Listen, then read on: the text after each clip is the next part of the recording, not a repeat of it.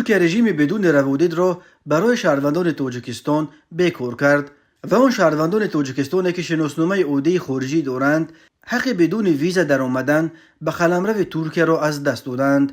متن فرمان پرزیدنت ترکیه رجب طیب اردوغان شب 6 اپریل سال 2024 در نشریه رسمی حکومت آن کشور رسمی گازیته نشر شد.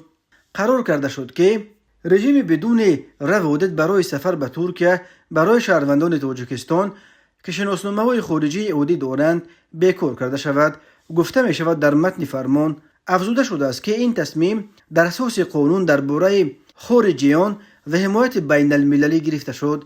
این قرار حکومت ترکیه از روز نشر آن در مطبوعات یعنی الکی 6 اپریل سال 2024 به اجرا می درآید.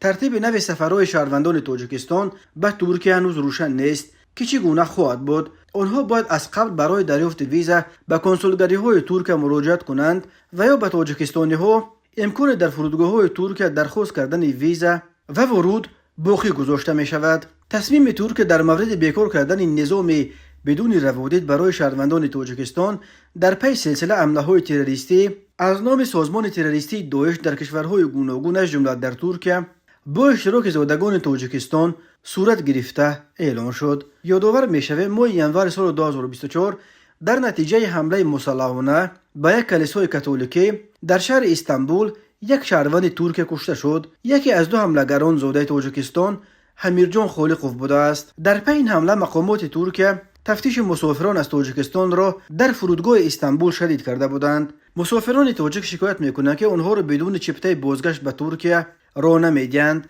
و حتی اگر چپتای بازگشت در دست داشته باشند باید در مرز نشان بدهند و ثابت کنند که برای مدت زندگیشان در ترکیه با خود مبلغ کافی دارند. 22 مارس سال 2024 4 نفر مسلح به تالار کنسرت‌های کراکو سیتی هال در شهر کراسنogorsk در کنار مسکو پایتخت روسیه حمله کرده مردم را تیرباران کردند. در نتیجه تیرباران و سوختار 144 کس کشته شد. با اتهام دست داشتن در این حمله تا امروز دست کم 17 نفر دستگیر شدند که 15 نفرش از جمله 4 متهم اساسی از تاجیکستانند.